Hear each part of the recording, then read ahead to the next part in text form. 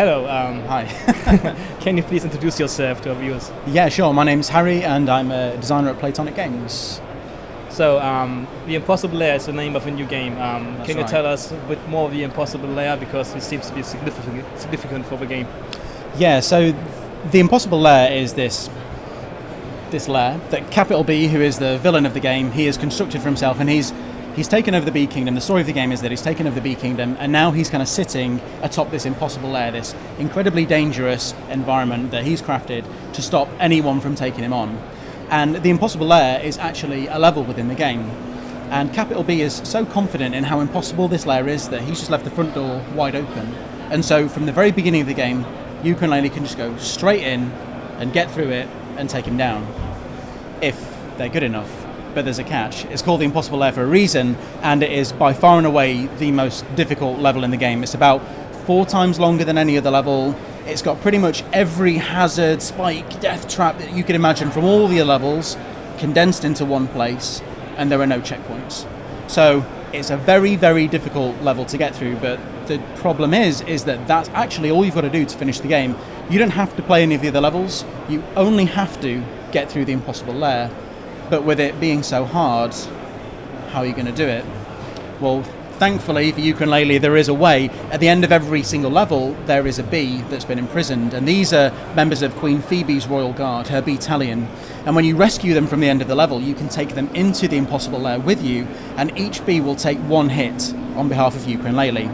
And there's 48 bees to collect throughout the game, so as you can imagine, when you go into the Impossible Lair with no bees, it's pretty impossible. But when you go into the Impossible Lair with 48 bees and you can take 48 hits, it becomes significantly less impossible. And that's kind of the core of the game, if you like. So you think there will be people outside who can go for the Impossible Lair with just none bee or whatever? Yep, yeah, definitely. I personally think that someone will finish the game with no hits the day it comes out, because there's some people out there who are that good. I'm not one of those people. I can't do that. I still can't do that. I've been working on this game for however long and I can't do it. But I know it is possible. We have people in the studio who, when you watch them, it's like your brain is melting a little bit at how good they are at the game. But yeah, they can get through it without taking a hit. So it's called the Impossible Lair, but that's just what Capital B thinks it is. He thinks it's impossible, but it actually is possible if you're good enough. So can you tell a bit more about the story? You already indicated a bit, but what was the game actually about? Yeah, sure. So Capital B, he's locked in the Royal Stingdom, which is the kingdom of the bees, and Queen Phoebe has enlisted the help of Yooka Laylee to help, because he's got this device called the Hive Mind, which allows him to mind control bees, and that's allowed him to take over the kingdom. So Queen Phoebe really needs Yooka Laylee's help, because they're not bees, they can't be mind controlled, to take him down. And that's the core of the story. Fairly simple, help save my kingdom please kind of thing. So this game is something like a 2.5D on the Overworld and 2D in the 2D levels. So what's the difference between both parts of the game, and also why not 3D again? So the reason we didn't do 3D again was because we want to keep people surprised. We don't want to be predictable, and I think a lot of people thought, okay, they've done their first one, they're going to do another 3D platformer, and we kind of wanted to mix things up. We want to keep people on their toes and always surprise people with the games that we're making next. And so we were really curious to see. We thought we could do a really good job with a 2D platform game, or a 2.5D platform game. So we thought, yeah, it's a good time to do it. So that's why we chose to do a 2D platformer.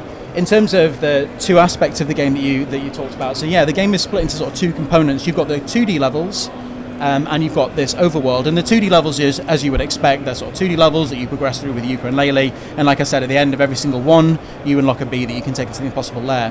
When you leave a 2D level, you go on to what's called the Overworld.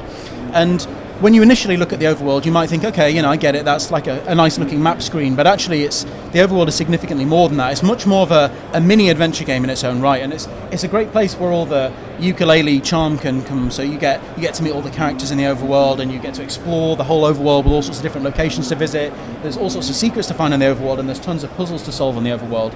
And we think that when you think of the 2D game, when you're playing 2D levels, when you play a 2D level and then another 2D level and then another 2D level, the adrenaline's going and your heart's going, and you kind of think, do you know what, I could do with just a bit of a calm down. And the Overworld is a really nice sort of opportunity for players to sort of sit back and calm down and engage in something that's a little bit more slower paced, but is still progressing them through the game. So we think the two complement one another really well. And they're the sort of way in which the game is split into two. And there are already, quite a few 2D jump runs out on Switch, for example, like the new Mario and Donkey Kong and Sonic and the Rayman. How do you think this game stands out? And maybe the Overworld is different, yes, of course. Is there anything else which is special? Yeah, so when we talk about this kind of three major features that we think are interesting about this. Obviously, there's the impossible lair that you can go into from the beginning of the game, so you can take that on. There's the overworld, as I spoke about, which is like an adventure game aspect to it. And then finally, there's the fact that every single level in the game has two different versions. The initial version of the level that you find when you first enter the level, and then this secret second version of the level that you discover as a result of solving a puzzle nearby in the overworld. So to give you an example, there's a level that is kind of in this trench in the overworld, and you can divert a river to flow into the level entrance, and that level then turns from being a normal level into a swimming level. The whole level is flooded. Or there's another level which is on a drawbridge, and when you enter it normally, it's just a normal horizontal level that you run through, but when you lift the drawbridge and then enter the level, it becomes a vertical level that you have to climb. So every single level has these two different versions, and the way that you access the second version is always by solving puzzles in the overworld. So there's this lovely back and forth between the 2D levels and the overworld, in that things that you do in the overworld impact on the 2D levels, and then things that you do in the 2D levels, acquiring quills, is used in the overworld to buy things, which this is the first time we're talking about these things that you can buy actually, which are tonics. So in Yooka Laylee and Impossible Lair, we've really gone big on tonics, and there's actually 62 tonics littered throughout the overworld for players to find. So again, you're walking through the overworld, you're exploring the overworld, and as you're doing so, you're finding these tonics. When you find them, you can then purchase them with the currency you acquire in the 2D levels, and they change the game in the 2D levels. So again, there's this back and forth between the overworld and the 2D levels. I mean, it's basically impossible to reinvent the wheel in a 2D jump run genre. So yeah. You see a lot of little things, which you also see in other games. But the first one you talked about a lot about being a homage to the big jump run games. Do you think there's something similar now? Do you feel inspired by these big names like Donkey Kong, etc., or is, how do you do it? How do you approach that? Is it something you sit down, do something from scratch, and then accidentally it has the same elements or similar elements? I mean, it plays awesome as far as we've seen so far. Cool, thank you. So Mario played it. He's behind the camera. You can't see him, but he liked it. He's just told me that the controls are very spot on. So it's definitely it's game on its own. So, but inspiration's there. So yeah, I mean, in terms of this game, we weren't really looking to older games. We really wanted to make this a more modern 2D platformer, sort of much more along the lines of your Rayman Legends or your Tropical Freezes or your latest Marios, rather than being a Donkey Kong Country homage. We don't really see it as that. And I think that as you play through the game, you realise that that's not the case, and it is much more its own thing and much more of a modern 2D platformer. But yeah.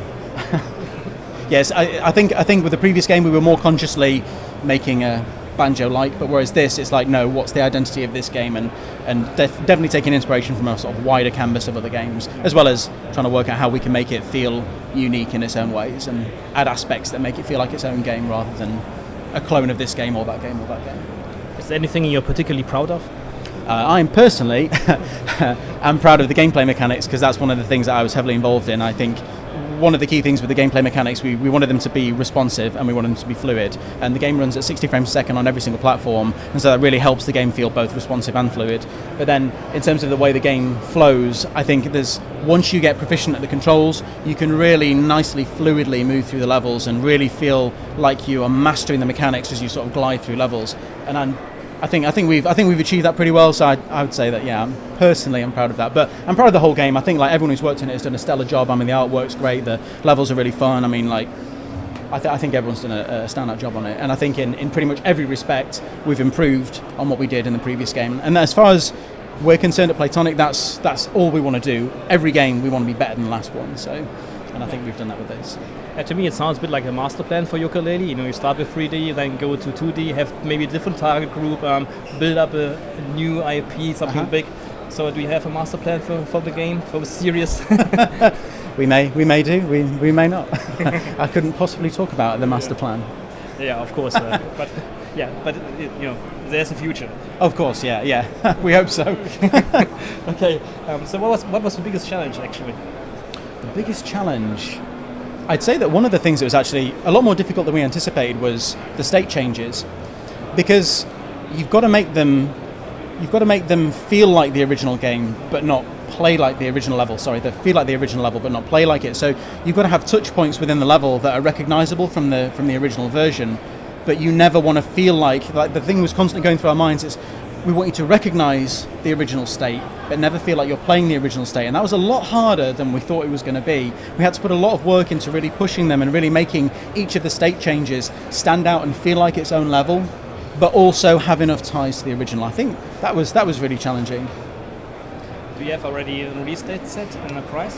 We have a release date, but we've not announced it just yet. Okay, yeah, we wait a little bit longer. Yes. Is there anything else you would like to say about the game? You know, something you have in mind which I haven't asked. You know, something you want to tell to our audience? Is there? Tonics. Tonics. Yes, I guess I've not talked about Tonics, which is one of the key things. So let's tell you more about Tonics. So as I said, Tonics is something that you find within the Overworld, and in this game there's 62 tonics, so there's significantly more tonics in this game than there were in the previous one, and they span a much wider range of different experiences. So some of the tonics will change the way Yooka Laylee look, they might change their colour palette or give them a massive head or something like that. Some of the tonics change the way the game looks, so they'll change the colour palette or make it look like a retro game or things like that. Some add new gameplay mechanics to Yooka Laylee, some speed up time, some slow down time, some make the game easier, some make the game harder. That we've got such a huge range of tonics, and we're really hoping that players are going to enjoy exploring the overworld and finding these tonics and just seeing how they mix up the game when they play it. And at any given time you can have 3 tonics equipped, so it's really nice to go, okay, I think I'll have this one and this one and this one, and we're kind of hoping that players find a nice balance of tonics that they enjoy playing with. And I think that's something that we're talking about for the first time at Gamescom, and we're kind of really looking forward to people getting to see all about tonics as being like another major addition to this game. Do you have any idea how the overall playtime will be in the end? So imagine you're not going through the impossible layer straight away, but play all levels. Playtime? How long do you think? I don't know. I mean, if you do both states, about 20. It's hard to say, yeah. It is hard to say. I think it really depends on the player. Yeah. We can get a figure. Yeah, it doesn't have to be an exact figure, just that people get a feel of, like how long it takes to play through. I mean, 20 levels each with the second state, so 40 levels, the impossible layer, and then an entire overworld to explore. It's a large game, like there's a lot of things to see and do in it, but I don't know if I'm thinking like 20 plus hours. 20, yeah. With all the tonics you want to buy. Yeah. I mean, if you want to get all the tonics, there's probably more than 20 hours, but I'd definitely say if you're going through the game at a sensible pace, definitely 20 hours plus. Okay. Are there any plans to expand the adventure with DLCs or something? We're not talking about that right now, so we'll see, I guess. Okay, then thank you very much for the interview and showing us the game. It looks awesome, as mentioned, and have a good time at Gamescom. Thank you. Yeah, you too. I'll shake your hand there. Thanks.